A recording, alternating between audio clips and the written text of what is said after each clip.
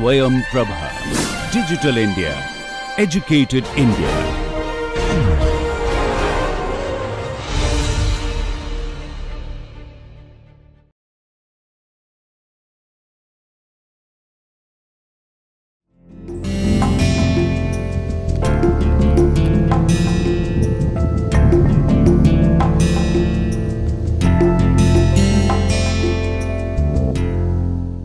नमस्कार।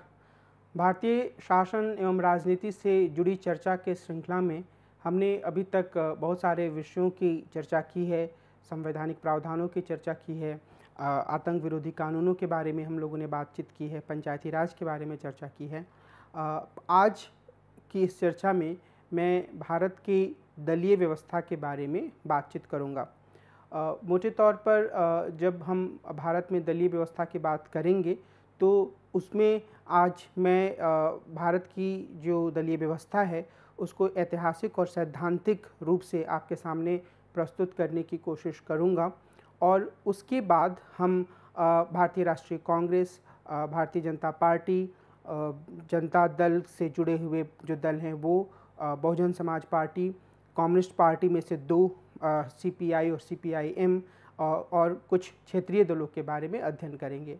आज की जो हमारी ये पूरी चर्चा है उसमें हमारी कोशिश होगी कि हम राजनीतिक दलों के अर्थ, राजनीतिक दलों के काम, भारत में राजनीतिक दलों के एक इतिहास और विभिन्न चरणों में जिस तरीके से वो उभरकर सामने आए हैं उसकी एक व्याख्या आपके सामने प्रस्तुत करें। और इसके अलावा मेरी कोशिश यह भी होगी कि मैं आपको भारत की दलीय व्यवस्था की जो कमियां हैं, जो सीमाएं हैं, उनसे भी अवगत कराऊं।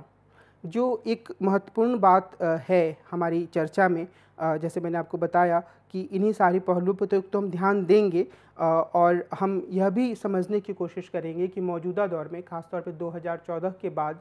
क्या हम एक टर्म भाजपा प्रणाली का इस्तेमाल कर सकते हैं, ठीक वैसे ही जैसे कि ऐतिहासिक दौर में कांग्रेस, आज़ादी के बाद कांग्रेस के प्रभुत्व वाली दलीय व्यवस्था का वर्णन करने के लिए रजनी कोठारी ने कांग्रेस प्रणाली या कांग्रेस सिस्टम शब्द का इस्तेमाल किया था। इस विषय पर हम आखिर में कुछ बातचीत करेंगे। लेकिन जो शुरुआती बिंदु है हमारी चर्चा की, उसमें हमें यह समझकर रखने की ज़रूरत है कि राजनीतिक दल हमारे जीवन का,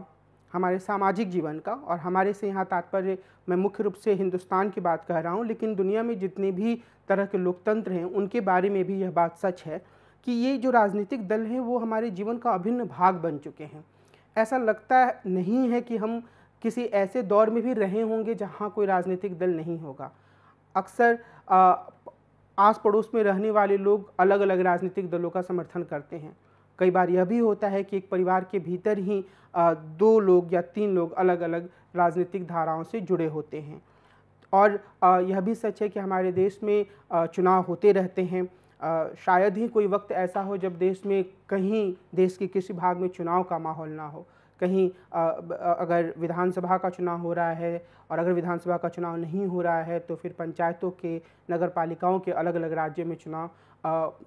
थोड़े थोड़े अंतराल पर होते रहते हैं। तो कभी अगर गुजरात में चुनाव हो रहा है तो उसके कुछ समय पहले पंजाब में हो रहा होता है, उसके बाद उत्तर प्रदेश की बारी आती है। और ये जब पंचायत और नगर निकायों के चुनाव से थोड़ी देर के लिए हमें लगता है कि अच्छा चुनाव अभी नहीं हो रहे हैं, तो फिर किसी विधानसभा का चुनाव आ जाता है। मैं कहना यह चाह रहा हूँ कि हमारे देश के लोकतंत्र में और मौजूदा व्यवस्था में चुनाव तो एक अपरिहार्य भाग बन ही गया है, लेकिन इन चुनावों को संचालित करने के माध्यम के रूप में राजनीतिक दल भी काफ़ी महत्वपूर्ण भूमिका निभा रहे हैं। राजनीतिक दलों की जब हम बात करते हैं तो सबसे पहले जोसेफ लॉ और पालोम्बरा और मायरन वीनर की इस पंक्ति को उद्धृत करना महत्वपूर्ण रहेगा कि राजनीतिक दल जो होते हैं वो आधुनिक और आधुनिकीकृत हो रहे समाजों की विशेषता के रूप में होते हैं। यानी कि अगर कोई समाज आधुनिकीकरण की तरफ बढ़ रहा है, वो उसके भीतर जो मध्य युग के मूल्य थे वो समाप्त हो रहे हैं, तो वह उसको सामने लाने वाले तत्व के रूप में राजनीतिक दल भी सामने आते हैं। और यह भी महत्वपूर्ण है कि जब हमने लोकतंत्र की परिकल्पना की, यानी कि जब सैद्धांतिक स्तर पर लोकतंत्र की बात कही गई तो अक्सर चाहे हम एरिस्टोटल की राइटिंग में देखें या फिर आधुनिक दौर में रूसो की राइटिंग में देखें तो एक प्रत्यक्ष लोकतंत्र की बात कही गई। प्रत्यक्ष लोकतंत्र का मतलब यह है कि लोग सीधे तौर पर अपने मुद्दों पर बातचीत कर रहे हैं और फिर यह फैसला कर रहे हैं कि किसी विषय के संदर्भ में कौन सी नीति अपनाई जानी चाहिए, किस तरीके से कार्य किया जाना चाहिए। और ये एथेंस में ऐसा था, ग्रीक पीरियड में। हिंदुस्तान में भी जो प्राचीन भारत की जब हम बात करते हैं तो इस तरह की किसी व्यवस्था की बात सामने आती है। उसी तरीके से रूसो बार बार इस बात पर जोर देते थे कि वास्तविक लोकतंत्र यही होता है। और जब महात्मा गांधी ने ग्राम स्वराज्य के विचार पर जोर दिया तो उसमें भी यह बात निहित थी कि एक ऐसी व्यवस्था होगी जहां पर लोग सीधे तौर पर बातचीत कर कर अपने मुद्दों को समझेंगे, उनको सुलझाने का प्रयास करेंगे। लेकिन जब हम लोकतंत्र की बात करते हैं, बड़े स्तर पर लोकतंत्र की बात करते हैं, तो यह मुमकिन नहीं रह जाता है कि हम प्रत्यक्ष रूप से लोगों की बातचीत के आधार पर एक व्यवस्था का निर्माण कर पाए। मिसाल के तौर पर आप किसी भी विधानसभा क्षेत्र की कल्पना कीजिए। कई बार मैं यह भी कह सकता हूँ कि आप किसी भी पंचायती क्षेत्र की कल्पना कीजिए, यानी कि जहाँ एक ग्राम पंचायत है उसकी भी कल्पना कीजिए। तो क्या हम यह कल्पना कर पाएंगे कि एक पंचायत जो कुछ गाँवों को मिलकर बनता है, वहाँ के सारे लोग एक साथ बैठकर किसी मुद्दे पर विचार कर सकते हैं? शायद कुछ पंचायतों के लिए ऐसा कहा जा सकता है, लेकिन क्या यही बात विधानसभा क्षेत्र के लिए कही जा सकती है? क्या यही बात लोकसभा क्षेत्र के लिए कही जा सकती है जहाँ पर 14 से 15 लाख तक मतदाता होते हैं? तो हमारा जवाब होगा कि ऐसा करना बहुत मुश्किल होगा कि एक ऐसी सभा हो जहाँ पर इतने बड़े तादाद में लोग बैठें, सब लोग अपने विचारों को रख पाएँ और अपने विचारों को रखते हुए वे विभिन्न मुद्दों पर एक सहमति बना पाएँ और एक निर्णय ले पाएँ। कहने का अर्थ यह है कि जब हम लोकतंत्र की बात करते हैं तो प्रत्यक्ष लोकतंत्र या डायरेक्ट डेमोक्रेसी सिर्फ सीमित और छोटे स्तर पर ही मुमकिन है। जैसे जैसे भौगोलिक आकार बढ़ता है, जनसंख्या का आकार बढ़ता है, वैसे वैसे यह संभावना धूमिल होती जाती है कि हम प्रत्यक्ष लोकतंत्र के सहारे काम कर सकते हैं। इसलिए यह व्यवस्था उभर कर सामने आई कि लोग अपने प्रतिनिधि को चुनेंगे और वे प्रतिनिधि आगे जाकर अपनी बातों को रखेंगे। यानी कि जब एक प्रतिनिधि चुन लिया जाएगा तो यह माना जाएगा कि वह अपने क्षेत्र के लोगों का प्रतिनिधित्व कर रहा है। और जब इस प्रतिनिधित्व की बात हुई तो धीरे धीरे यह बात भी सामने आने लगी कि जो एक जैसी सोच रखने वाले लोग हैं वो एक समूह में संगठित होने लगे और इसके बाद एक पार्टी के रूप में उनका उदय होने लगा। चाहे हम इसकी बात ब्रिटेन में देखें या संयुक्त राज्य अमेरिका में देखें तो इसी तरीके से राजनीतिक दलों का निर्माण हुआ। एक तरह की सोच रखने वाले लोगों का एक समूह बना। फिर जब लोकतंत्र में चुनाव की बात आई या किसी अन्य मुद्दे पर संघर्ष की बात आई तो इस तरीके के लोगों ने मिलजुल कर अपनी बातों को रखा। तो यहाँ से राजनीतिक दलों की शुरुआत की हम बात देख सकते हैं और हम ये समझ सकते हैं कि मौजूदा समय में लोकतंत्र प्रतिनिधि मूलक ही हो सकता है। उसमें प्रत्यक्ष लोकतंत्र के कुछ तत्व डाले जा सकते हैं और अगर लोकतंत्र प्रतिनिधि मूलक है तो उसमें राजनीतिक दलों की भूमिका होगी। राजनीतिक दलों की भूमिका को नकार कर किसी लोकतंत्र की कल्पना नहीं की जा सकती है। अब अगर हम अपने देश में आते हैं तो और विशेष रूप से मेरा ध्यान रहेगा कि मैं मौजूदा समय में जो परिस्थिति है उससे जोड़ते हुए आपके सामने बातों को रखूं, तो हम यह देख सकते हैं कि हमारे देश में राष्ट्रीय दल होते हैं, राज्य स्तरीय दल होते हैं और फिर ऐसे दल होते हैं जिन्हें राज्य स्तरीय दल की मान्यता भी प्राप्त नहीं होती है क्योंकि उनका प्रभाव काफ़ी कम होता है या वे काफ़ी छोटे क्षेत्र में सीमित होते हैं। तो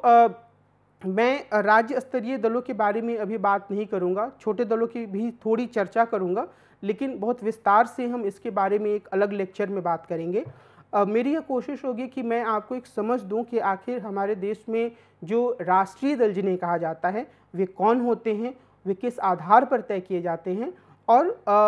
उनका विकास किस तरीके से हुआ है। तो राष्ट्रीय पार्टी की अगर हम परिभाषा पर ध्यान दें तो यह बात कही जा सकती है कि भारत का जो निर्वाचन आयोग है वह देश में चुनाव लड़ने के लिए राजनीतिक दलों को पंजीकृत करता है और चुनाव में उनके प्रदर्शन के आधार पर उनको राष्ट्रीय या प्रदेश स्तरीय राजनीतिक दल के रूप में मान्यता प्रदान करता है। 2019 के आम चुनाव में राष्ट्रीय दलों की संख्या 8 है, यहाँ पर 7 लिखा हुआ है लेकिन ये असल में 8 हैं, और राज्य स्तरीय दलों की संख्या 35 और गैर मान्यता प्राप्त पंजीकृत राजनीतिक दलों की संख्या 2044 है। भारत के चुनाव आयोग ने एक राष्ट्रीय पार्टी को राष्ट्रीय या राज्य स्तर की पार्टी के रूप में मान्यता देने के लिए कुछ मानदंड निर्धारित किए हैं। मुख्य रूप से यहाँ पर हम राष्ट्रीय दलों पर ही ध्यान देंगे। तो जैसे मैंने आपको बताया कि 3 तरह के दल होते हैं, राष्ट्रीय दल, राज्य स्तरीय दल या क्षेत्रीय दल और फिर अन्य छोटे दल। अप्रैल 2019 तक भारत में राष्ट्रीय पार्टियों की संख्या 8 है और राज्य स्तर पर मान्यता प्राप्त दलों की संख्या 35 है और अन्य दलों की संख्या उसी हिसाब से घटती बढ़ती रहती है। तो भारत का निर्वाचन आयोग जिन राजनीतिक दलों को मान्यता देता है उनको कुछ विशेष अधिकार और सुविधाएं भी देता है, जैसे पार्टी को चुनाव चिन्ह का आवंटन करना, निर्वाचन सूचियों को प्राप्त करने की सुविधाएं देना, चुनाव के कुछ समय पहले उन्हें राष्ट्रीय या राज्य स्तर पर टेलीविज़न और रेडियो प्रसारण करने की अनुमति देना ताकि वे अपनी बात को ज़्यादा से ज़्यादा लोगों तक पहुंचा सकें। और भारत में एक मान्यता प्राप्त पार्टी को राष्ट्रीय पार्टी का दर्जा तभी प्रदान किया जा सकता है यदि वह निम्नलिखित में से किसी एक शर्त को पूरा करती है। यदि कोई पार्टी कम से कम 3 विभिन्न राज्यों को मिलाकर लोकसभा की 2 सीटें, यदि कोई पार्टी 4 लोकसभा सीटों के अलावा लोकसभा या विधानसभा चुनाव में 4 राज्यों में 6% वोट प्राप्त करती है, या यदि कोई पार्टी 4 या 4 से अधिक राज्यों में क्षेत्रीय पार्टी के रूप में मान्यता रखती है, तो ऐसी स्थिति में उसे राष्ट्रीय पार्टी का दर्जा दिया जा सकता है। जब मोटे तौर पर हम राष्ट्रीय पार्टी की बात करते हैं तो उसमें कुछ दलों के नाम सामने आते हैं। निश्चित रूप से उसमें भारतीय जनता पार्टी और भारतीय राष्ट्रीय कांग्रेस जो 2 मुख्य राष्ट्रीय दल के रूप में आते हैं, लेकिन इसके अलावा बहुजन समाज पार्टी, भारतीय कम्युनिस्ट पार्टी या भाकपा, मार्क्सवादी कम्युनिस्ट पार्टी या माकपा, राष्ट्रवादी कांग्रेस पार्टी, हिंदी में संक्षेप में इसे राकपा कह सकते हैं, एनसीपी भी इसके लिए शब्द इस्तेमाल किया जाता है, और फिर अखिल भारतीय तृणमूल कांग्रेस जिसे 2016 में दर्जा प्राप्त हुआ था, और नेशनल पीपल्स पार्टी जो कि पूर्वोत्तर की एक पार्टी है और 2019 में इसे इस रूप में मान्यता दी गई। तो ये जो राष्ट्रीय पार्टियां हैं, अगर हम इस शब्द के बुनियादी अर्थ में जाएं तो राष्ट्रीय पार्टी का अर्थ हम यह कह सकते हैं कि एक ऐसी पार्टी जिसका नज़रिया जो है वो राष्ट्रीय है, जो मुद्दों पर क्षेत्रीय भावनाओं या क्षेत्रीय ज़रूरतों के हिसाब से निर्णय नहीं करती है, बल्कि वह अक्सर इस बात पर ध्यान देती है कि उसके द्वारा किसी मुद्दे पर अपनाए जाने वाले रवैये का या रुख का या दृष्टिकोण का पूरे देश में किस तरीके का प्रभाव होगा। तो ये जो एक समझ है राष्ट्रीय पार्टी के बारे में जो मैंने आपके सामने सूची रखी, वो बहुत सारी पार्टियां उसको पूरा नहीं करती हैं। मिसाल के तौर पर तृणमूल कांग्रेस मोटे तौर पर पश्चिम बंगाल में केंद्रित पार्टी है। बहुजन समाज पार्टी हालांकि देश के सभी दलितों के प्रतिनिधित्व का दावा करती है और कई राज्यों में उसके छोटे स्तर पर कई सांसद और विधायक भी हैं, लेकिन मुख्य रूप से यह उत्तर प्रदेश में संकेंद्रित पार्टी बनकर रह गई है। उसी तरीके से अगर हम बात करें जो पूर्वोत्तर की जो पार्टी नेशनल पीपल्स पार्टी आई है या फिर राष्ट्रवादी कांग्रेस पार्टी का, तो ये सब भी कुछ कुछ क्षेत्रों में सिमटी हुई पार्टियां हैं। लेकिन मैं जिस बात को आपके सामने प्रस्तुत करना चाह रहा हूं वो ये कि चुनाव आयोग के द्वारा किसी दल को राष्ट्रीय राजनीतिक पार्टी या क्षेत्रीय राजनीतिक पार्टी के रूप में मान्यता देने का मसला पूरी तरीके से तकनीकी मसला है, और कई बार जो क्षेत्रीय स्तर पर या राज्य स्तर पर प्रभाव रखने वाले दल होते हैं उन्हें भी आस पड़ोस के कुछ राज्यों में अच्छा प्रदर्शन करने के आधार पर एक राष्ट्रीय पार्टी के रूप में मान्यता मिल जाती है। तो हमें इस बात को समझकर रखना होगा कि तकनीकी स्तर पर कोई पार्टी राष्ट्रीय पार्टी कैसे बनती है और एक वास्तविक अर्थ में जब हम एक राष्ट्रीय पार्टी की बात करते हैं तो उसका क्या अर्थ होता है। अब हम यह समझने की कोशिश करेंगे कि भारत में ऐतिहासिक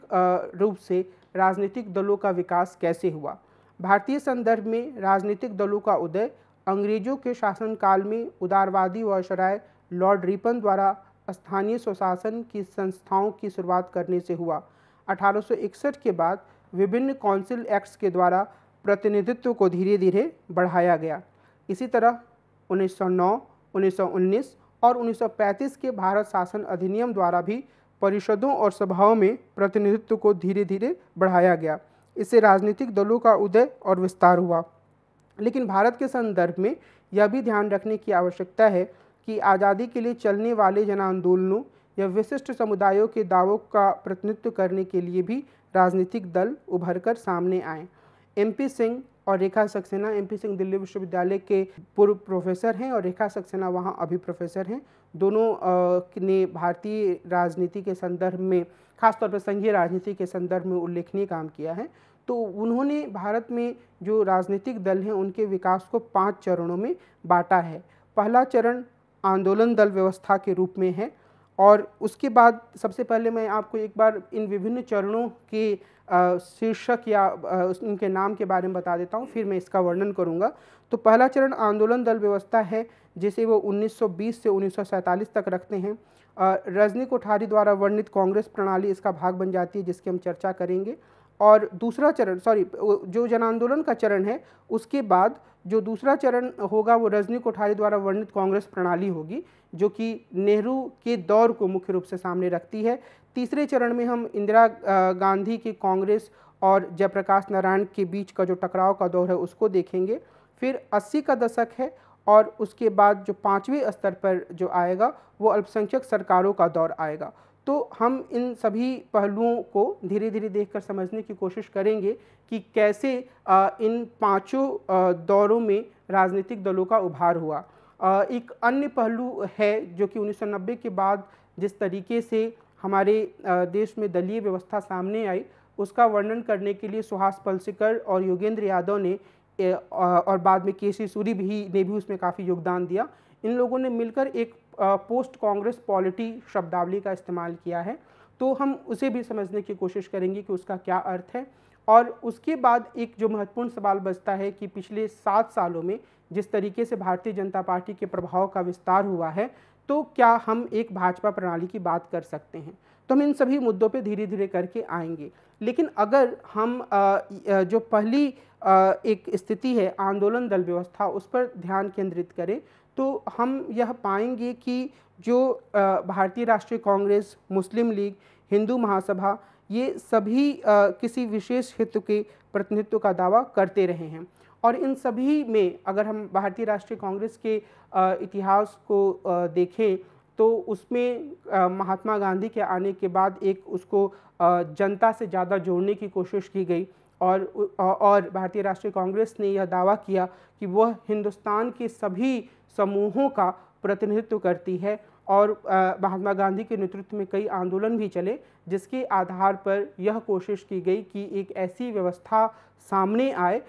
जिसमें कि सभी भारतीय मिलकर अंग्रेज़ों के खिलाफ संघर्ष करें और वो भारत को आज़ाद करने की कोशिश करें। लेकिन इसके अलावा भी कई दल थे जिन्होंने अलग अलग स्तरों पर अलग अलग समूहों के प्रतिनिधित्व का दावा किया। हिंदू महासभा हिंदुओं के प्रतिनिधित्व का दावा कर रही थी। मुस्लिम लीग का दावा था कि वह मुस्लिमों के हितों का प्रतिनिधित्व करती है। भीमराव अंबेडकर साहब ने भी कई राजनीतिक दल बनाए और उन्होंने यह कोशिश की कि वो मजदूरों या दलितों के हितों को सामने रखें। और क्रांतिकारियों का एक अलग दल था। तो कुल मिलाकर बहुत तरह के दल सामने आए। इनमें से कई दल सीधे तौर पर जन आंदोलन की बात करते थे, कई अन्य दल जो थे वो कोशिश करते थे कि वो जिन समूहों के प्रतिनिधित्व का दावा कर रहे हैं उन्हें गोलबंद करें, उन्हें राजनीतिक रूप से शिक्षित करें, उन्हें इस बात के लिए तैयार करें कि वे अपनी मांगों को जोर शोर से रखें। अगर हम और ये वही दल थे जिन्होंने बाद में जैसे 1935 के भारत शासन अधिनियम के बाद जो चुनाव हुए उसमें इन दलों ने भागीदारी की। कई राज्यों में सरकारें बनी, कांग्रेस की भी बनी, कुछ अन्य स्थानों पर अन्य पार्टियों की सरकारें भी बनी। तो ये इस रूप में एक दलीय व्यवस्था चली जिसे हम कह सकते हैं कि जो भारत में, स्वतंत्र भारत में जो दलीय व्यवस्था की स्थिति आई उसमें इस पूरी घटनाक्रम ने काफ़ी महत्वपूर्ण योगदान किया। या हम यह कह सकते हैं कि इसने कम से कम देश के एक छोटे तबके को राजनीतिक प्रक्रिया के लिए, एक तो आंदोलन की गतिकी थी, अंग्रेजों के खिलाफ चलने वाला आंदोलन था, और दूसरा संसदीय राजनीति में भागीदारी करना, खासतौर पे 1935 के भारत शासन अधिनियम के बाद जो चुनाव हुआ, तो उन चुनावों में भागीदारी करना, अपने मैनिफेस्टो को लेकर लोगों के बीच जाना, लोगों को अपने पक्ष में वोट डालने के लिए कहना। और उसके पहले भी ये प्रक्रिया छोटे स्तरों पर चल रही थी, लेकिन 1935 के भारत शासन अधिनियम में के बाद यह तुलनात्मक रूप से विस्तृत रूप से हुई, और इसने लोगों को या एक बड़ी संख्या में राजनीतिक कार्यकर्ताओं को संसदीय चुनाव की प्रणाली से वाकिफ कराया और उन्हें इस बात के लिए तैयार किया कि भविष्य में उन्हें अपनी राजनीति की दिशा को किस ओर आगे बढ़ाना है। अब जब देश स्वतंत्र हुआ, तो देश की स्वतंत्रता के बाद जो स्थिति सामने आई, खासतौर पे नेहरू के जीवित रहते हुए, तो उसे वर्णित करने के लिए 1964 में रजनी कोठारी साहब ने एक शब्द का इस्तेमाल किया था, और वो उसे उन्होंने कांग्रेस सिस्टम के रूप में वर्णित किया। तो ये जो पहली राजनीतिक दलों की व्यवस्था हमारे देश में आई, उसे और वो एक बहुत ही सर्वस्वीकार्य वर्णन बना उस समय के लिए। कुछ अन्य लोगों ने इसे एक दलीय प्रभुत्व की व्यवस्था की भी संज्ञा दी, लेकिन मोटे तौर पर जब हम कांग्रेस सिस्टम की बात करते हैं, तो वह नेहरू के दौर में जो राजनीतिक दलों की स्थिति थी उसके वर्णन का आधार बन जाता है, और एक तरीके से यह आगे के दौर में राजनीतिक दलों के विकास की एक आधारशिला भी तैयार करता है। जैसे जो कांग्रेस सिस्टम है, सबसे पहले अगर हम उसके अर्थ पर ध्यान देते हैं, तो इसका अर्थ यह नहीं है कि सिर्फ और सिर्फ भारतीय राष्ट्रीय कांग्रेस एक राजनीतिक दल के रूप में था। निश्चित रूप से अन्य दल भी चुनाव में हिस्सेदारी कर रहे थे। भारतीय जनसंघ था, भारतीय कम्युनिस्ट पार्टी थी, 1964 के बाद मार्क्सवादी कम्युनिस्ट पार्टी भी उभर कर सामने आई, सोशलिस्ट लीडर्स थे, जिसमें कि राम मनोहर लोहिया के नेतृत्व वाली पार्टी सबसे महत्वपूर्ण भूमिका के रूप में थी। तो इन सब ने भी कांग्रेस की प्रभुत्व को चुनौती देने की कोशिश की। लेकिन जब रजनी कोठारी कांग्रेस सिस्टम शब्द का इस्तेमाल करते हैं, तो इसका अर्थ यह है मोटे तौर पर कि कांग्रेस एक ऐसे व्यापक राजनीतिक संस्था के रूप में मौजूद थी जिसके भीतर ही सहमति और असहमति के स्वर मौजूद थे, और उसके भीतर एक ऐसा मैकेनिज्म था जिसमें कि जो नए तरीके के स्वर उभरते थे, जो विरोध के स्वर होते थे, जो स्थापित व्यवस्था पर प्रश्न चिन्ह खड़ा करते थे, उन्हें उसके भीतर ही समाहित कर लिया जाता था। तो कांग्रेस पार्टी के भीतर ही एक ऐसी प्रक्रिया चल रही थी जिससे कि जो प्रभुत्वशाली समूह था उसके साथ ही साथ जो नए उभरती आवाज़ें थीं, जो नए उभरती हुई राजनीतिक मांगें थीं, उनको समायोजित करने की कोशिश की गई। तो हमें यह याद रखना है कि कांग्रेस प्रणाली अन्य दलों के अस्तित्व को स्वीकार करती है, लेकिन इससे आगे बढ़ते हुए वह इस बात को रेखांकित करती है कि इसमें यह क्षमता मौजूद थी कि कांग्रेस के भीतर ही असंतोष के स्वरों को समायोजित किया जाए और जो नए उभरते हुए तबके हैं उन्हें भी राजनीति में शामिल किया जाए। लेकिन अगर हम ध्यान से देखें तो हम यह पाएंगे, और योगेंद्र यादव और सुहास पलसीगर ने इसको रेखांकित भी किया है, कि कांग्रेस सिस्टम जो था वो पूरे देश में था ऐसा नहीं कहा जा सकता, क्योंकि जब नेहरू के नेतृत्व में काफ़ी मजबूती से शासन चल रहा था कांग्रेस का, तब भी देश के कई ऐसे भाग थे जहां पर कांग्रेस मजबूत स्थिति में नहीं थी। मिसाल के तौर पर केरल में कम्युनिस्ट पार्टी की सरकार गठित हुई, और कई अन्य भागों में भी जो छोटे दल थे वो कांग्रेस को तगड़ी चुनौती दे रहे थे। दूसरी बात यह है कि जो कांग्रेस प्रणाली थी उसके भीतर जो असंतोष की आवाज़ों को समायोजित करना, नए उभरती हुई आकांक्षाओं को जगह देना, यह जो पूरी प्रक्रिया थी वो एक सीमित मात्रा में ही हो पाई। एक ऐसी स्थिति बनी जिसके चलते कि बहुत से समूहों को कांग्रेस के भीतर स्थान नहीं मिला, वो हाशिए पर चले गए, और ऐसे जो समूह थे उन्हें विपक्षी दलों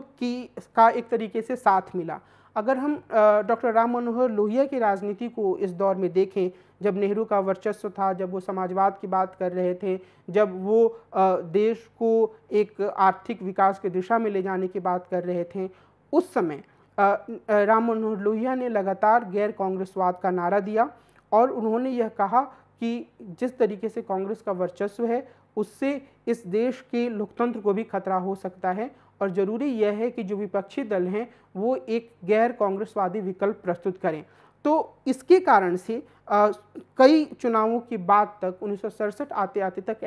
ऐसी स्थिति आ पाई जहां पर न सिर्फ गैर कांग्रेसी दल अलग अलग राज्यों में एकत्रित हुए, बल्कि जनता के एक बड़े समूह को भी एक नया विकल्प मिलने का एहसास होने लगा, और ख़ास तौर पर उस समूह को जिसके पास कांग्रेस के भीतर अपनी आकांक्षाओं को पूरा करने का साधन नहीं था। और यहाँ मैं विशेष रूप से उल्लेख करना चाहूँगा पिछड़ी जातियों का, जिन्हें कांग्रेस में उस तरीके से जगह नहीं मिल रही थी। तो जो कुल मिलाकर जो मैं बात यहाँ पर रेखांकित करना चाह रहा हूँ कि जो दूसरे स्तर पर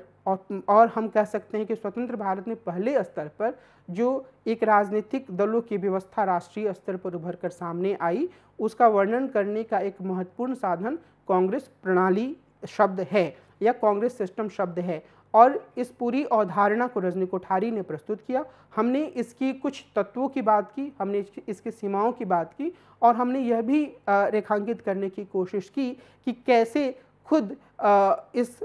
पूरी प्रणाली के भीतर इसके टूटने के संकेत थे, और कैसे विपक्षी दलों की लगातार कोशिशों ने, विशेष रूप से राम मनोहर लोहिया और अन्य नेताओं की कोशिशों ने एक तरीके से जो कांग्रेस की वर्चस्व की व्यवस्था थी उसको तगड़ी चोट पहुंचाई 1967 में। और उसके बाद कुछ हद तक एक ट्रांजिशन का फेज़ हम देख सकते हैं, जिसमें कि कांग्रेस का विभाजन होता है, कांग्रेस आर और कांग्रेस ओ में। विपक्षी दलों को 1967 के चुनाव में सफलता मिलती है, लेकिन फिर भी कांग्रेस एक मजबूत पार्टी के रूप में मौजूद रह जाती है, खासतौर पे वह कांग्रेस जो इंदिरा गांधी के नेतृत्व में थी, कांग्रेस आर। लेकिन जब इंदिरा गांधी को चुनावी सफलता मिलती है तो उसके बाद जो 1971 के चुनावों के बाद, तो वहाँ पर एक ऐसी स्थिति आती है जब इंदिरा गांधी एक ऐसे मजबूत नेता के रूप में उभरती हैं जो विपक्षी दलों को ज़्यादा स्थान या मौका देने का रास्ता नहीं छोड़ती हैं। इसके बजाय उनकी यह कोशिश होती है कि कांग्रेस पार्टी एक वर्चस्वशाली दल के रूप में रहे। लेकिन उसी समय जो आपातकाल लगता है, और आपातकाल के पहले जो बिहार छात्र आंदोलन या गुजरात आंदोलन, गुजरात नवनिर्माण आंदोलन होता है, और उसके बाद जयप्रकाश नारायण एक महत्वपूर्ण विपक्षी आवाज़ के रूप में उभरते हैं। तो उस दौर में कांग्रेस की इस मजबूत स्थिति को तगड़ी चुनौती मिलती है। और 1975 में जब आपातकाल खत्म होता है, और ये 1975 में आपातकाल लगता है। आपातकाल लगने के पीछे बहुत तरह के कारण थे। उसके पीछे इंदिरा गांधी की अपनी असुरक्षा की भावना थी, और आपातकाल के दौरान बहुत तरह की ऐसी गतिविधियां हुई जिसने इंदिरा गांधी को अलोकप्रिय बनाया। तो एक ऐसी मजबूत राजनीतिक दल का गठन हुआ आपातकाल के बाद, जनता पार्टी के रूप में, जिसमें बहुत तरह के विपक्षी दल मिले, जिसमें सोशलिस्ट थे, और सोशलिस्टों के साथ ही साथ इसमें जनसंघ का जो धड़ा था, यानी पूरा जनसंघ जो था वो भी इसमें मिला। और फिर इसके अलावा जगजीवन राम के नेतृत्व वाली पार्टी मिली जो आपातकाल के बाद कांग्रेस से अलग हुई थी। तो इन कई दलों के मिलने से जब जनता पार्टी मिली तो एक तरीके से उसने कांग्रेस के सामने एक मजबूत विकल्प प्रस्तुत किया, वह विकल्प जिसकी कोशिश राम मनोहर लोहिया कर रहे थे। और लेकिन जो जनता पार्टी का जो प्रयोग था, हम ये कह सकते हैं कि एक ऐसी स्थिति सामने आई जहां पर दो मजबूत राष्ट्रीय दल उभरकर सामने आ गए। और वामपंथी दल जिन्हें कहते हैं, यानी कि कम्युनिस्ट पार्टीज़, उस समय तक दो प्रमुख कम्युनिस्ट पार्टी संसदीय राजनीति में थी, एक सीपीआई और दूसरी सीपीएम। सीपीआई 1977 तक कांग्रेस के साथ रही, और बाद में सीपीआई-एम के साथ मिलकर उसने वाम मोर्चे का गठन किया, जो कि एक अलग चर्चा का विषय है जिसके बारे में हम आगे बात करेंगे। लेकिन जो बात मैं आपके सामने रखना चाह रहा हूँ वो ये कि इस दूसरे चरण में, स्वतंत्रता प्राप्ति के बाद के दूसरे चरण में, और मोटे तौर पर अगर हम उस वर्गीकरण को देखें तो उसमें तीसरा चरण है, एक ऐसी स्थिति आई जहां पर पार्टी व्यवस्था में एक तरह का टकराव देखने को मिलता है, और कम से कम कुछ समय के लिए ऐसा लगा कि जनता पार्टी के रूप में एक ऐसा विकल्प उभर कर सामने आया है जो कांग्रेस के प्रभुत्व को चुनौती दे सकता है। लेकिन जनता पार्टी का प्रयोग सफल नहीं रहा, और इंदिरा गांधी की फिर से सत्ता में वापसी हुई। 1980 में इंदिरा गांधी की सत्ता में फिर से वापसी हो गई, और उनकी एक तरीके की सत्तावादी राजनीति को चुनौती देने वाले जयप्रकाश नारायण को जनता पार्टी की प्रयोग की विफलता से काफ़ी निराशा हुई और बाद में 1980 के दशक में ही इनका देहांत भी हो गया। लेकिन ये जो पूरा जनता पार्टी का जो प्रयोग था, उसके विफल रहने का अर्थ यह नहीं था कि कांग्रेस फिर से एक बहुत ही मजबूत दल के रूप में स्थापित हो पाई। कांग्रेस 1970 के दशक से ही यानी कि नेहरू के दौर के बाद से हम मोटे तौर पर कह सकते हैं कुछ संक्रमण के वर्ष रहे जब लाल बहादुर शास्त्री प्रधानमंत्री रहें और इंदिरा गांधी अपने शुरुआती दलों में काफ़ी हद तक सिंडिकेट पर निर्भर रहीं। लेकिन उसके बाद से ही कांग्रेस एक व्यक्ति केंद्रित पार्टी में तब्दील हो चुकी थी जो इंदिरा गांधी पर निर्भर थी और इंदिरा गांधी का समाज के कुछ तबकों पर काफ़ी गहरा प्रभाव था, यानी विशेष रूप से मुस्लिमों, ब्राह्मणों और दलितों के आधार पर उन्होंने अपनी राजनीति को संगठित करने की कोशिश की और उसके आसपास अन्य बहुत से समूह उनको समर्थन कर रहे थे। तो जब 1980 के दशक में इंदिरा गांधी फिर से सत्ता में वापस आईं, तो 1980 से 1990 के बीच के दशक को हम भारतीय राजनीतिक दलों के विकास के चरण के रूप में, एक अलग चरण के रूप में देख सकते हैं। और यह स्वतंत्र भारत का तीसरा और मोटे तौर पर, चूँकि हम स्वतंत्रता से पहले से इस तरह के विकास को देख रहे हैं, तो ये चौथा चरण था। अब इसमें जो मुख्य बात थी वह यह कि जनसंघ के रूप में जो पुराना जनसंघ था जो कि जनता पार्टी में मिल गया था, उसके स्थान पर एक नई पार्टी भारतीय जनता पार्टी का गठन हुआ, जो एक तरीके से जनसंघ का ही नया स्वरूप था। और इसमें जो भारतीय जनता पार्टी बनी, उसको इस दशक के आखिर तक जनता दल के रूप में गठित हुई एक अन्य पार्टी से चुनौती मिली और जो कि बाद में राष्ट्रीय मोर्चे के रूप में शामिल हुई और इसमें तेलुगु देशम और रामकृष्ण हेगड़े की जनता पार्टी थी। अब अगर हम इस पूरे दशक में दलीय राजनीति को ध्यान से देखें तो हम यह पाएंगे कि कांग्रेस को अलग अलग राज्यों में क्षेत्रीय दलों से भी चुनौती मिली। रामकृष्ण हेगड़े जनता पार्टी से जुड़े हुए थे, जो अब एक छोटे क्षेत्रीय दल के रूप में ही बदलने लगा था और वहाँ पर उन्होंने कर्नाटक में कांग्रेस को हराया। नंदमुरी तारक रामाराव यानी कि एन टी रामाराव ने अपनी एक पार्टी गठित की तेलुगु देशम और 6 महीने के भीतर ही उन्होंने अगला चुनाव लड़ा और उन्होंने कांग्रेस को धूल चटा दी। उसके बाद असम गण परिषद ने असम में कांग्रेस को पराजित किया। तो इसी तरीके से अन्य राज्यों में भी कांग्रेस को क्षेत्रीय दलों से चुनौती मिलने लगी। तो ये वह दौर था जहां पर भारतीय जनता पार्टी को, अगर हम 1984 के चुनाव में देखें तो सिर्फ 2 सीटें मिली थीं। जनता दल 1988 के बाद गठित हुआ, तो ऐसा लग रहा था कि कांग्रेस खासतौर पे 1984 के चुनावों के बाद एक बहुत ही मजबूत दल के रूप में उभर कर सामने आ चुका है। लेकिन एक प्रक्रिया जो 1980 के दशक से ही शुरू हो गई थी, यानी कि इंदिरा गांधी के काल से ही शुरू हो गई थी, वह धीरे धीरे मजबूती पकड़ती गई और वह प्रक्रिया थी अलग अलग राज्यों में छोटे छोटे राजनीतिक दलों से कांग्रेस को चुनौती मिलना। और तो हम यह देखते हैं कि एक तरफ 1980 के दशक के आखिर तक बीजेपी खुद को मजबूत करती है, उसके बाद जनता दल भी एक विकल्प के रूप में सामने आता है, लेकिन इसके साथ ही अलग अलग क्षेत्रीय दल भी आते हैं। तो यह एक तरीके से कांग्रेस के पहले की तुलना में और कमज़ोर होने का दौर माना जा सकता है। और जब हम अपने वर्गीकरण की 5वें स्तर पे पहुंचते हैं, जो कि पूरे वर्गीकरण यानी कि आज़ादी से पहले के वर्गीकरण का 5वां चरण है, और अगर हम सिर्फ आज़ादी के मिलने के बाद के वर्गीकरण पर ध्यान दें तो ये चौथा चरण भी माना जा सकता है। इसमें एक अल्पसंख्यक और गठबंधन सरकारों का दौर शुरू हुआ और क्षेत्रीय विस्तार वाले बहुदलीय व्यवस्था की प्रवृत्ति को गहनता मिली। अब इस पूरे दौर में हम यह देख सकते हैं कि कम से कम 2014 तक, 2014 से पहले और 1990 के बाद अधिकांश जो सरकारें बनी या सभी सरकारें जो बनी केंद्र स्तर पर, वो गठजोड़ की सरकारें थीं। वीपी सिंह की सरकार जो थी उसे वाम दलों और भारतीय जनता पार्टी दोनों का समर्थन प्राप्त था। उसके बाद चंद्रशेखर प्रधानमंत्री बनते हैं, उन्हें कांग्रेस का समर्थन प्राप्त था। नरसिम्हा राव की सरकार अल्पसंख्यक सरकार के रूप में थी, जिन्हें कई छोटे दलों ने समर्थन दिया था। उसके बाद कुछ समय के लिए वाजपेयी प्रधानमंत्री रहे। उसके बाद संयुक्त मोर्चे की सरकार बनी, जिसमें एच डी देवेगौड़ा और उनके बाद आई के गुजराल प्रधानमंत्री रहे। इसमें भी कई क्षेत्रीय दलों ने महत्वपूर्ण भूमिका निभाई। और उसके बाद वाजपेयी ने एनडीए, नेशनल डेमोक्रेटिक अलायंस का गठन किया और फिर 2004 में कांग्रेस ने यूपीए का गठन किया। ये दोनों ही गठबंधन सरकारें थीं जो सफलतापूर्वक चली। अब इस पूरी प्रवृत्ति में हम यह देख सकते हैं कि जो क्षेत्रीय दल थे उनकी भूमिका काफ़ी महत्वपूर्ण हो गई। तेलुगु देशम पार्टी ने संयुक्त मोर्चा को बनाने, उसे एक स्वरूप प्रदान करने में बहुत ही महत्वपूर्ण भूमिका निभाई। और इसी तरीके से हम यह कह सकते हैं कि 1998 में जो सरकार बनी,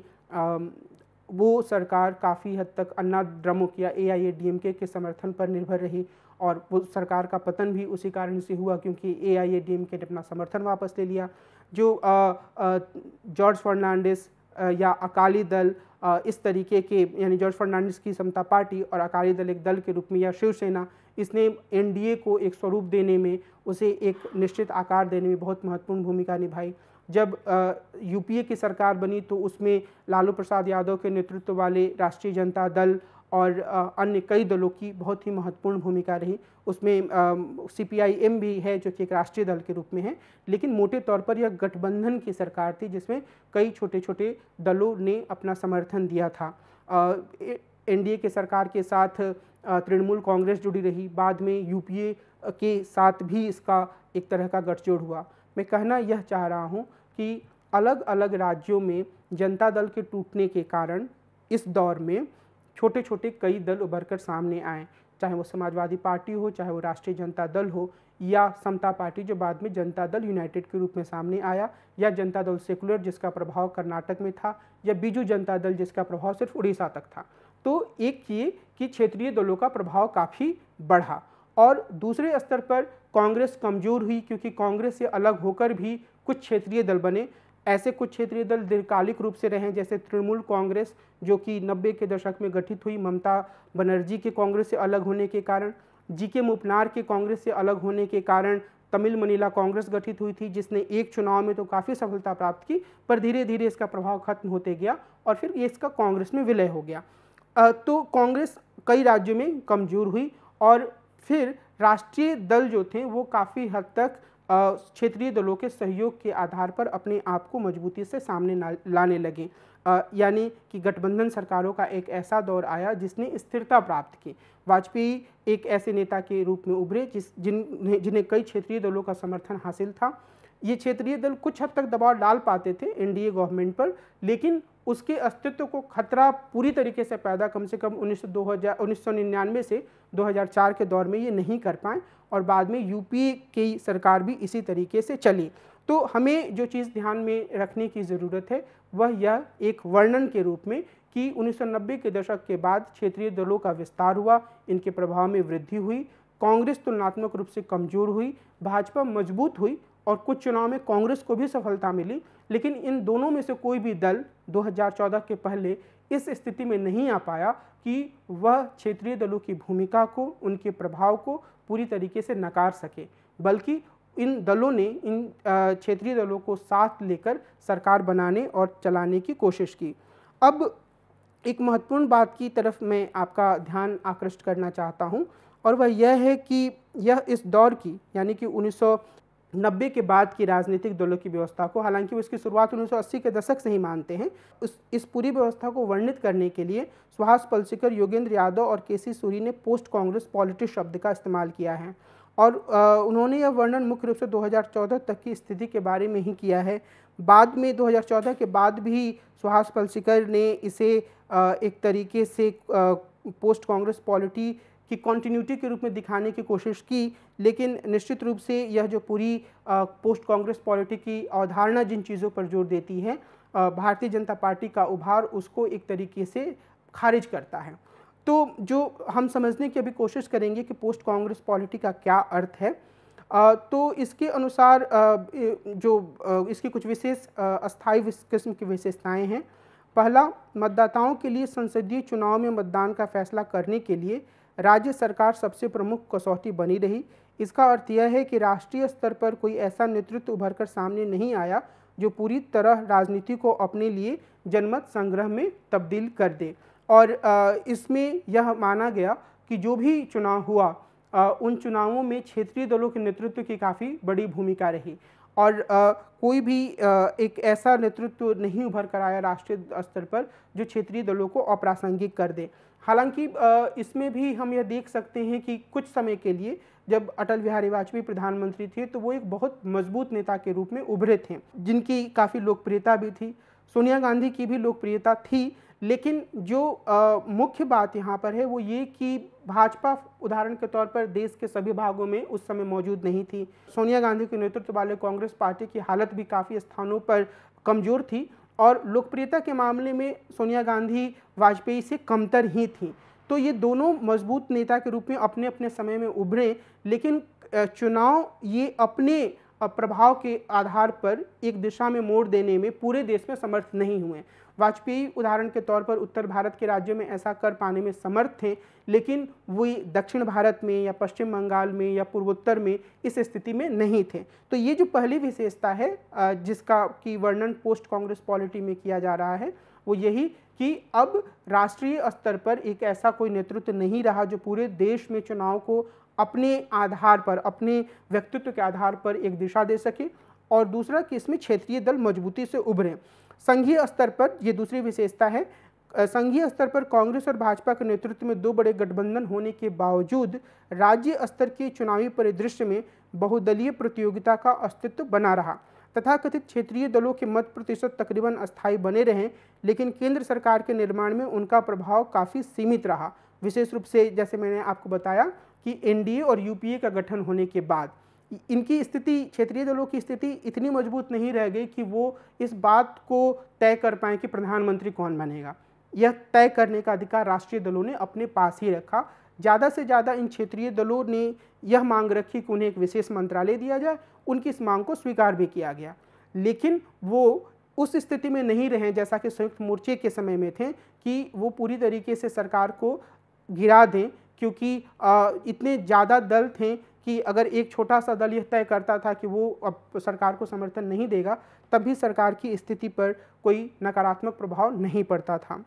तीसरे स्तर पर उत्तर कांग्रेस पॉलिटी जो है उसके दूसरे चरण में चुनावी उतार चढ़ाव की मात्रा में गिरावट आई। यह बात राज्य स्तर से ज़्यादा केंद्र स्तर पर सामने आती है। और दूसरे चरण का यहाँ पर तात्पर्य है 1999 के बाद जब वाजपेयी प्रधानमंत्री बनते हैं। उसके पहले हम देखते हैं कि पोस्ट कांग्रेस पॉलिटी के पहले चरण में काफ़ी उथल पुथल होती है और एक देवेगौड़ा काफ़ी मजबूती से जो 18 या 19 सांसद जिता कर ले आते हैं कर्नाटक से और बहुत ही मजबूती से अपने आप को एक नेता के रूप में स्थापित कर लेते हैं केंद्र में, क्योंकि उन्हें अन्य कई छोटे छत्रपों का समर्थन मिल जाता है। उसी तरीके से बिना किसी जनाधार वाले आई के गुजराल इसलिए प्रधानमंत्री बन पाते हैं क्योंकि कई क्षेत्रीय दलों के नेता आपस में लड़ रहे होते हैं। लेकिन यह जो प्रवृत्ति थी वह बाद में जो दूसरा चरण है उसमें कमज़ोर हो गई। चौथी इसकी विशेषता वो ये बताते हैं कि अब तक की उत्तर कांग्रेस राज्य व्यवस्था में दलों के बीच बढ़ती विचारधारात्मक समाभिरूपता एक महत्वपूर्ण विशेषता रही है। विशेष रूप से आर्थिक नीति और सामाजिक न्याय के मुद्दों पर यह कन्वर्जेंस या समाभिरूपता देखी जा सकती है। इसका मतलब सीधे तौर पर यह है कि अगर हम आर्थिक नीतियों की बात करें तो कमोबेश सभी राजनीतिक दल एक जैसा सोचते हैं। कमोबेश का मतलब यह है कि उसमें डिग्री का फ़र्क है। जैसे अगर भारतीय जनता पार्टी यह नीति अपनाती है कि वो विनिवेश को बढ़ावा देगी, तो यह नीति कांग्रेस के द्वारा अपनाई गई उदारीकरण की नीति या निजीकरण की नीति जो मनमोहन सिंह और नरसिम्हा राव ने 1991 में आरंभ की, उसकी तार्किक परिणति है, क्योंकि उसमें यह बात शामिल है कि क्षेत्रीय निजी क्षेत्रों की भूमिका या निजी प्लेयर्स की भूमिका बढ़ाई जाएगी। अब कम्युनिस्ट पार्टीज़ इसका आमतौर पर विरोध करती रही हैं, लेकिन 2006 के बाद नंदीग्राम और सिंगूर में कि पीछे की जो पूरी सोच थी वह यह थी कि शिल्पायन को या औद्योगिकरण को ज़्यादा से ज़्यादा बढ़ावा देना है, ऐसा बुद्धदेव भट्टाचार्य ने सोचा था पश्चिम बंगाल में। तो वहाँ भी बस डिग्री का फ़र्क है। ये पूरी तरीके से अब आर्थिक नीतियों की किसी वैकल्पिक रूपरेखा को तैयार करने की स्थिति में कोई दल नहीं है। उसी तरीके से मौजूदा समय में कोई दल ऐसा नहीं है जो सामाजिक न्याय को नकारता हो। सामाजिक न्याय एक ऐसा मुद्दा है जिस पर एक तरह की वैचारिक सहमति बन चुकी है। तो वास्तविकता यह है कि हम कुछ हद तक अंतर देख सकते हैं विभिन्न राजनीतिक दलों में बुनियादी मुद्दों के आधार पर। अन्यथा एक तरह की समझ जरूर, एक तरह की एक तरह का कन्वर्जेंस जरूर दिखता है। अब हम इस प्रश्न पर विचार करते हैं कि क्या भाजपा प्रणाली की बात की जा सकती है कांग्रेस प्रणाली के तर्ज पर। इसका कारण यह है कि 2014 के बाद 2014 के लोकसभा चुनाव में जीत के साथ और उसके बाद अलग अलग राज्यों में विधानसभा चुनावों में भाजपा की जीत हुई और इन सब चीज़ों को मिलाकर यह कहा जा सकता है कि भारतीय जनता पार्टी एक अत्यंत मजबूत राजनीतिक दल के रूप में उभरी है और भाजपा ने उन क्षेत्रों में भी अपना विस्तार किया है जहां यह पहले से सशक्त रूप से मजबूत नहीं थी। हालांकि देश के कुछ भाग अभी भी ऐसे हैं जहां भाजपा की कोई खास उपस्थिति नहीं है, मिसाल के तौर पे तमिलनाडु में या फिर केरल में या फिर आंध्र प्रदेश और तेलंगाना को भी इस सूची में शामिल किया जा सकता है, पंजाब को इस सूची में शामिल किया जा सकता है। लेकिन फिर भी कई ऐसे क्षेत्रों में भाजपा ने अपना विस्तार किया जहां वो पहले नहीं थी। मिसाल के तौर पर पूर्वोत्तर में इसका विस्तार हुआ, त्रिपुरा में इसने अपनी सरकार बनाई, पश्चिम बंगाल में ये कम से कम 2019 के लोकसभा चुनाव में मुख्य विपक्षी दल के रूप में उभरी, महाराष्ट्र में जहां यह पहले एक छोटी खिलाड़ी हुआ करती थी, शिवसेना की एक छोटे सहयोगी के रूप में हुआ करती थी, वहां इसने अपनी सरकार बनाई 2014 के चुनाव के बाद और शिवसेना को अपने छोटे सहयोगी के रूप में तब्दील कर दिया। और तो हम यह कह सकते हैं कि भाजपा का विस्तार हुआ है और कई राज्यों में इसने धमक के साथ, जहां पहले ये एक दल के रूप में मौजूद थी, वहां उसने बहुत ही जोरदार तरीके से जीत हासिल की है। मिसाल के तौर पर उत्तर प्रदेश में 2017 के विधानसभा चुनाव में। लेकिन क्या हम यह कह सकते हैं कि एक भाजपा प्रणाली जैसी चीज़ उभर कर सामने आ रही है? भाजपा के इस वर्चस्व में कुछ बातों को हमें समझने की आवश्यकता है। जैसे अगर हम जब कांग्रेस प्रणाली के भीतर बात कर रहे थे तो वहाँ एक नेता के रूप में जवाहरलाल नेहरू ज़रूर थे, पर ना तो वो क्षेत्रीय आकांक्षाओं को पूरी तरीके से नियंत्रित कर रहे थे, ना ही उनके समय में पार्टी पूरी तरीके से उन पर निर्भर थी। क्षेत्र के स्तर पर जो नेता थे, जो मुख्यमंत्री थे, वो काफ़ी हद तक स्वायत्त थे। कांग्रेस संगठन भी नेहरू के व्यक्तित्व से बिल्कुल मिला हुआ नहीं था, उसका एक अपना वजूद था और उसके भीतर यह संभावना थी कि वह अलग अलग तरह की आवाज़ों को, अलग अलग तरह की आलोचनाओं को अपने भीतर समाविष्ट कर सके, अपने भीतर मिला सके, उन्हें जगह दे सके। हालांकि उस पूरी प्रक्रिया में हमेशा ही कुछ आवाज़ें बाहर छूटीं और जब ऐसी आवाज़ों की संख्या बढ़ती गई तो एक गैर कांग्रेसवाद का दौर शुरू हुआ, जो कि राजनीति के आगे बढ़ने की स्वाभाविक प्रक्रिया है। लेकिन इसके विपरीत हम अगर भाजपा जैसी किसी पार्टी के वर्चस्व की बात करते हैं तो उसमें कुछ बातें बहुत साफ तौर पर सामने आती हैं। पहली बात तो यह है कि भाजपा की राजनीतिक ढांचे में एक तरह का केंद्रीकरण का तत्व मौजूद है और वह केंद्रीकरण प्रधानमंत्री और गृह मंत्री, जो मौजूदा गृह मंत्री हैं, उनके व्यक्तित्व में है और राष्ट्रीय स्वयंसेवक संघ के भीतर जो कुछ नेता हैं उनके साथ वो मिली हुई है, पर मुख्य रूप से वो नरेंद्र मोदी के व्यक्तित्व के आसपास संकेंद्रित है। दूसरी चीज़ यह है कि जो भाजपा, जो मैंने पहले कहा कि कांग्रेस के विपरीत भाजपा देश के बहुत बड़े भाग में अभी भी अपना पैर उस तरीके से नहीं जमा पाई है कि यह कहा जा सके कि यह देश के हर भाग में उतनी ही प्रभाव से या थोड़े कम थोड़े ज़्यादा प्रभाव से मौजूद है। देश के कई भागों में अभी भी इसकी उपस्थिति तुलनात्मक रूप से काफ़ी कम है। जो तीसरी बात है वह यह कि भाजपा के भीतर आलोचना के स्वरों को सुनने और उसे स्वीकार करने या उसे समायोजित करने की क्षमता अभी काफ़ी कम है या बिल्कुल नगण्य है। अगर आप एक खास तरीके से भाजपा के नेतृत्व की आलोचना करते हैं तब भी आपको भाजपा के द्वारा या भाजपा के नेताओं के द्वारा एक विरोधी दल या एक दुश्मन के रूप में देखा जा सकता है। तो इसके कारण से जो ये एक धमक के साथ राजनीति करना, जोरदार तरीके से संगठित होकर चुनाव लड़ना और अलग अलग क्षेत्रों में अपना विस्तार करना, यह जो भाजपा की सकारात्मक प्रवृत्ति है जिसमें कैडर हैं, समर्पित कैडर हैं और काफ़ी ईमानदारी के साथ अपने पार्टी की विचारधारा को आगे बढ़ाने के लिए काम कर रहे हैं, तो वह एक सकारात्मक पक्ष है। लेकिन समाज के अलग अलग समूहों को उस तरीके से, खासतौर पे जो आलोचना के स्वर हैं, उन्हें समायोजित करने में भाजपा सफल रही है। यह ज़रूर है कि सोशल इंजीनियरिंग के द्वारा इसने ऐसे समूहों को अपने में मिलाया है जिन्हें अन्य दलों ने उपेक्षित किया। मिसाल के तौर पर उत्तर प्रदेश की राजनीति में समाजवादी पार्टी, जो अपने आप को पिछड़े दलों की पार्टी मानती थी, अगर वह बहुत ज़्यादा यादवों और मुस्लिमों पर ध्यान देने लगी तो भारतीय जनता पार्टी के नेतृत्व ने यह कोशिश की कि अन्य पिछड़ी जातियों को वह अपने साथ मिलाए। उसी तरीके से दलितों के संदर्भ में अगर भाजपा ने यह देखा कि बहुजन समाज पार्टी की राजनीति जाटों पर केंद्रित है, तो उसने अन्य पिछड़ी जाति, अन्य गैर जाट और दलित जातियों को अपने में मिलाने की कोशिश की। बिहार में भी उन्होंने इसी तरीके का प्रयोग किया। तो एक राजनीतिक गत्यात्मकता जरूर दिखती है, लेकिन अगर हम बीजेपी सिस्टम जैसे किसी टर्म को सामने लाने की कोशिश करते हैं तो निश्चित रूप से यह कांग्रेस सिस्टम जैसा टर्म जो रजनी कोठारी ने देखा था वह उतना लोकतांत्रिक, उतना समावेशी नहीं दिखता है, और अभी उसको एक पूरा स्वरूप लेने में समय लगेगा। और विशेष रूप से यह इस बात पर निर्भर करेगा कि भारतीय जनता पार्टी अपने भीतर एक लोकतांत्रिक प्रक्रिया को और विरोधी आवाज़ों को या आलोचनाओं को सुनने की प्रक्रिया को किस तरीके से स्थापित कर पाती है। तो मुझे लगता है कि 2014 के बाद भाजपा का एक राजनीतिक दल के रूप में भारतीय राजनीति में विस्तार हुआ है, और इसके लिए हम एक भाजपा के प्रभुत्व की व्यवस्था शब्द का इस्तेमाल कर सकते हैं, लेकिन निश्चित रूप से यह कांग्रेस सिस्टम जिस रूप में रजनी कोठारी वर्णित करते हैं उस स्थिति में नहीं आ पाई है, क्योंकि इसकी कई सीमाएं हैं जिसका वर्णन अभी मैंने किया। दलीय व्यवस्था के कुछ नकारात्मक पक्षों की बात हम करते हैं। हमारे देश में दलीय व्यवस्था के बहुत सारे नकारात्मक पक्ष हैं। हम शुरुआत करते हैं इस बात से कि बहुत सारे जो अनुदारवादी और उदारवादी राष्ट्र राज्य और जन आंदोलनों के संस्थापक रहे हैं, उन्होंने दलों के विरुद्ध विचार व्यक्त किया है। जॉर्ज वॉशिंगटन, महात्मा गांधी, जयप्रकाश नारायण अपने गांधीवादी दौर में, रेडिकल मानववादी चरण में एम.एन. रॉय, इन सबों ने दलों की आलोचना की। मुख्य कारण यही था कि यह माना गया कि दल जो हैं वो वैचारिक रूप से ऐसी धड़ेबंदी को जन्म देते हैं जिसके कारण तकरीबन नामुमकिन हो जाता है कि लोग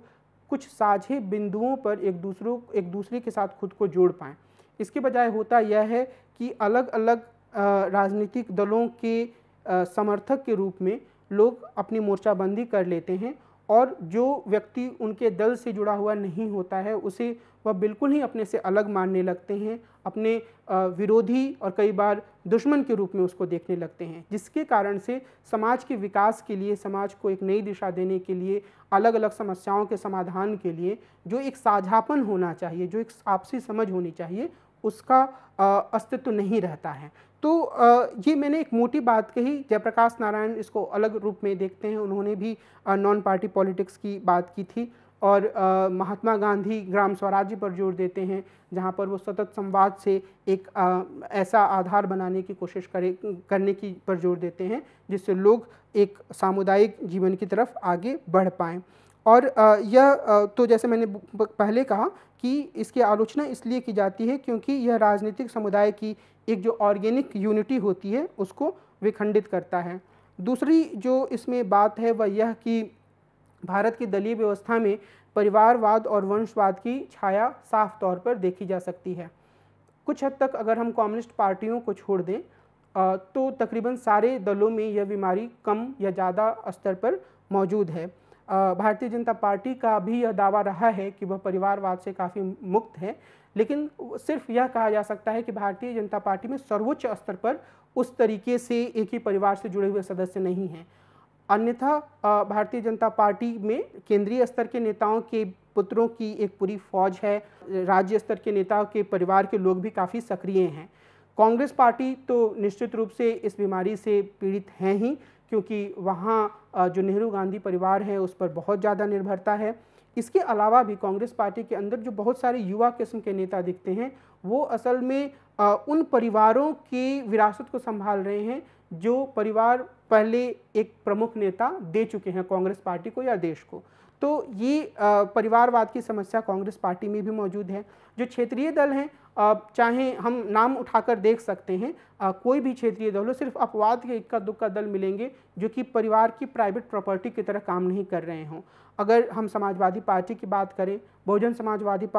समाज पार्टी वैसे राष्ट्रीय दल है, लेकिन इसके अलावा हम और किसी भी दल का नाम लें, शिवसेना का नाम लें, अकाली दल का नाम लें, राष्ट्रीय जनता दल का नाम लें, जनता दल सेकुलर की बात करें, तो ये सभी दल, या डीएमके या एआईएडीएमके की बात करें, एआईएडीएमके का स्वरूप थोड़ा बदल रहा है जयललिता के बाद, लेकिन अगर हम डीएमके की बात करें तो ये सभी दल जो हैं वो ऐसा लगता है कि एक फैमिली इंटरप्राइज के रूप में काम कर रहे हैं, जो कि लोकतंत्र के लिए घातक है। यह लोकतंत्र में नए खिलाड़ियों के सामने आने की संभावना को सीमित करता है। तीसरे स्तर पर जो अभी भारतीय दलीय व्यवस्था है उसमें महिलाओं की हिस्सेदारी पुरुषों के बराबर नहीं, पुरुषों को महिलाओं के बराबर हिस्सेदारी नहीं मिली है। हम ये देखते हैं कि कुछ राजनीतिक दलों में महिलाएं काफ़ी संघर्ष करके सर्वोच्च पद पर पहुंची हैं, और कुछ राजनीतिक दलों को महिलाओं ने ही शुरू किया है, जैसे तृणमूल कांग्रेस को ममता बनर्जी ने स्थापित किया, या बसपा में मायावती एक प्रमुख स्थिति में हैं, सोनिया गांधी कांग्रेस में एक प्रमुख स्थिति में लंबे समय से रही हैं। लेकिन ये कुछ अपवाद हैं। मोटे तौर पर अगर हम किसी पार्टी के ढांचे को देखते हैं तो हम यह पाएंगे कि चाहे लोकसभा चुनाव में या विधानसभा चुनाव में टिकट देने की बात हो या पार्टी के प्रमुख पद पर महिलाओं को लाने की बात हो, आमतौर पर एक कोटा के रूप में, एक छोटे से दिखावटी प्रतिनिधि के रूप में कुछ महिलाओं को रख दिया जाता है। लेकिन महिला कार्यकर्ता सक्रिय रूप से काम करते हुए राजनीति की सीढ़ियाँ चढ़ पाएँ उसमें, और बहुत आसानी से वो सफलता हासिल कर पाएँ, वहाँ तक पहुँचने में अभी भारतीय लोकतंत्र को एक लंबी यात्रा तय करनी है। और भारतीय राजनीतिक दल भी इस संदर्भ में कोई खास उत्साह नहीं दिखाते हैं। मिसाल के तौर पर जो महिलाओं को आरक्षण देने की बात है संसद और विधानसभाओं में, वह विधेयक एक लंबे समय से लंबित ही पड़ा हुआ है। चौथे स्तर पर राजनीति का अपराधीकरण एक बड़ी समस्या के रूप में सामने आया है। हर दल इसमें कम या ज़्यादा अपने आप को संलग्न पा सकता है। हम आंकड़े उठाकर देखेंगे तो अलग अलग दलों के लोग, अलग अलग दलों में यह समस्या दिखेगी और कोई भी दल इससे अछूता नहीं है। तो अगर किसी के पास बाहुबल है तो वो ज़्यादा सफल होता है, पंचायत स्तर से लेकर केंद्रीय राजनीति तक में उसके सफल होने की संभावना बढ़ जाती है।